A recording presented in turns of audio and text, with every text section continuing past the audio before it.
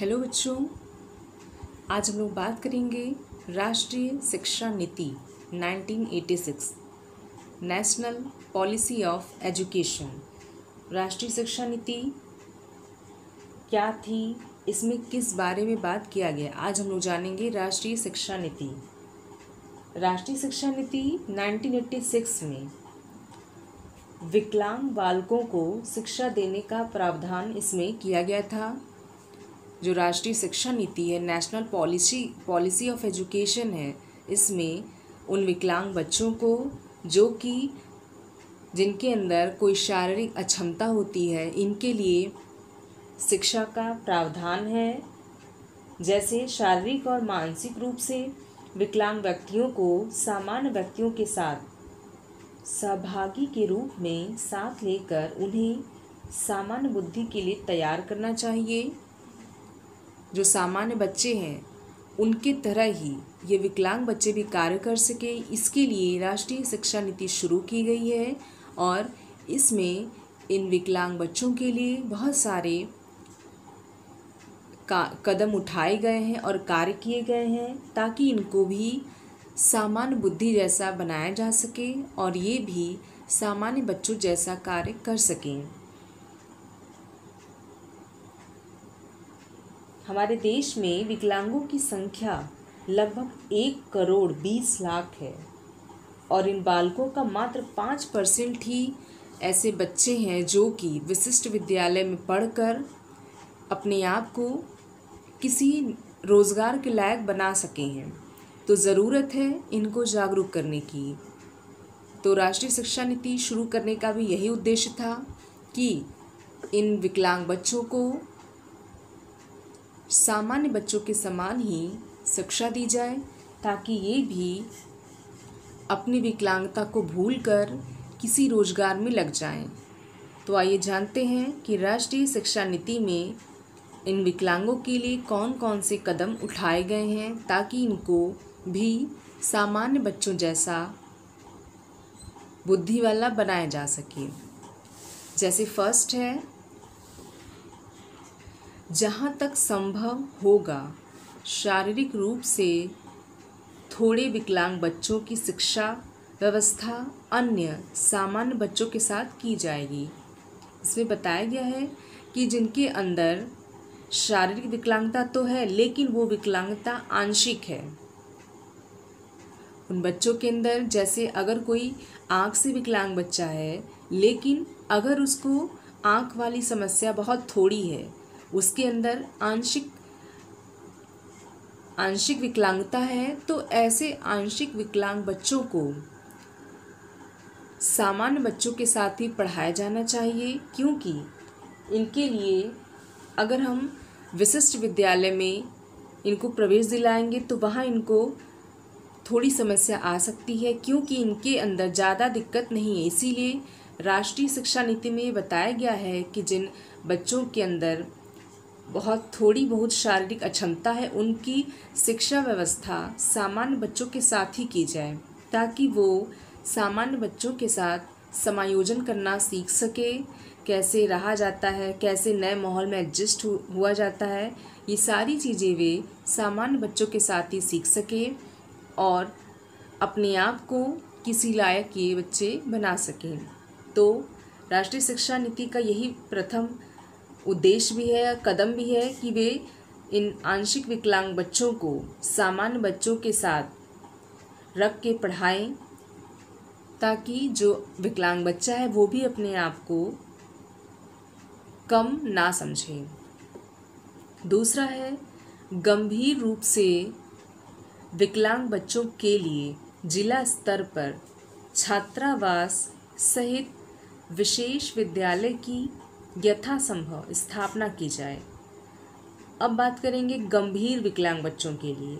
जैसे प्रथम में हमने पढ़ा था कि जो आंशिक विकलांग बच्चे हैं उनकी शिक्षा व्यवस्था सामान्य बच्चों के साथ की जाए, लेकिन सेकंड में बताया गया है कि जो गंभीर रूप से विकलांग बच्चे हैं उनके लिए जिला स्तर पर छात्रावास सहित विशेष विद्यालय की स्थापना की जाए।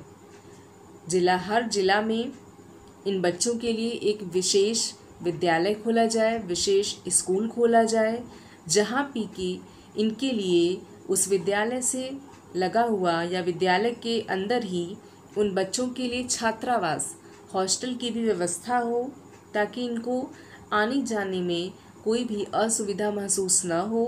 वे बच्चे जो गंभीर विकलांगता से ग्रसित हैं, वे उस विशिष्ट विद्यालय में बने छात्रावास में रहकर शिक्षा ग्रहण कर सकें तथा उनके जो आने जाने का जो खर्चा है वो ही बचेगा और उनको जो समस्या आने जाने में आती थी उसका भी समाधान हो जाएगा।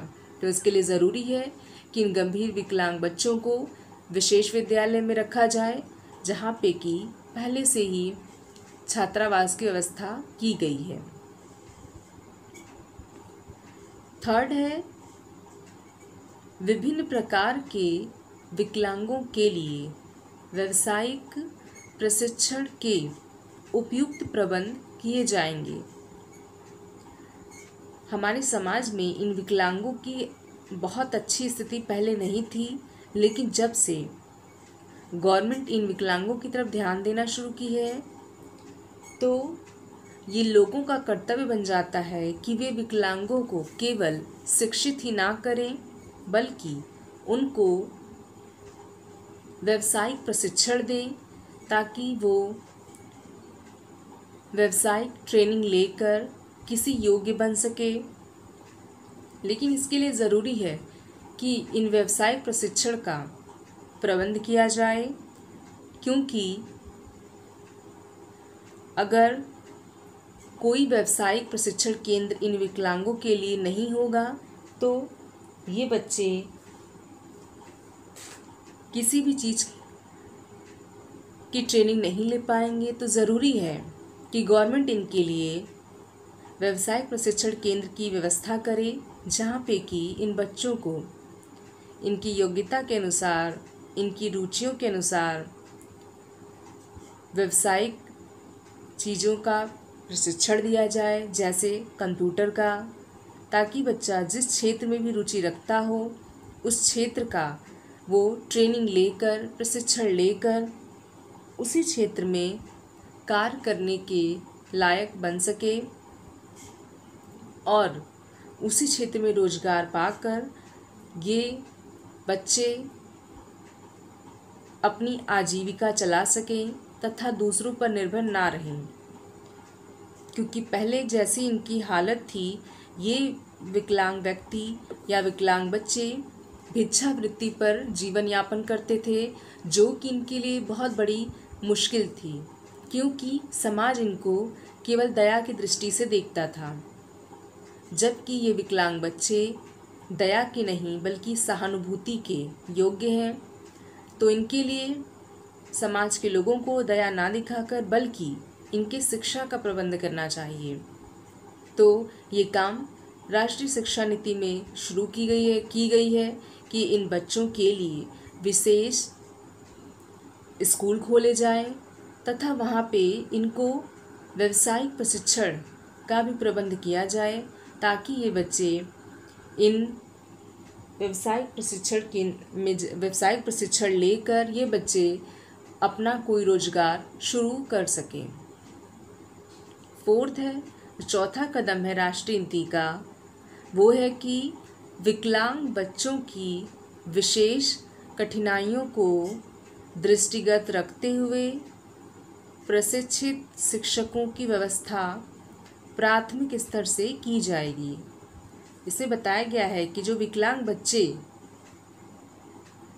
विशेष विद्यालय में पढ़ते हैं उनके साथ बहुत सारी कठिनाइयाँ आ सकती हैं और उन कठिनाइयों का सामना कोई भी सामान्य शिक्षक नहीं कर सकता है, बल्कि उसमें ऐसे प्रशिक्षित शिक्षकों को रखना चाहिए जिस शिक्षक ने इन विकलांगों के लिए विशेष ट्रेनिंग ली हो कि इन विकलांगों को कैसे संभालना है।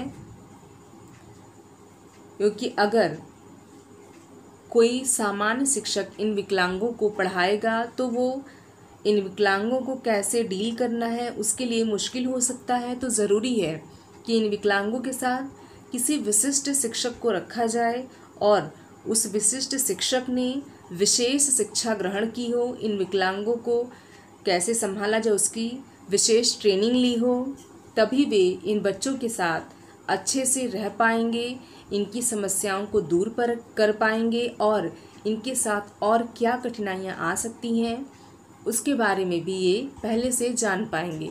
तो आवश्यकता है किसी विशेष टीचर की जो इन बच्चों को समझ सके। तो राष्ट्रीय शिक्षा नीति विकलांगों के लिए शुरू किया गया था और इसमें ये सारे कदम उठाए गए थे। इसके अलावा भी राष्ट्रीय शिक्षा नीति में बहुत सारी बातें बताई गई हैं, लेकिन राष्ट्रीय शिक्षा नीति शुरू करने का मुख्य उद्देश्य यही था कि इन विकलांग बच्चों को भी सामान्य बच्चों जैसी शिक्षा देकर इनको किसी व्यवसाय में लगाकर इनको किसी रोजगार में लगाया जा सके, ताकि ये लोग अपने जीवन का निर्वाह खुद कर सके और दूसरों पर ये आश्रित ना हो।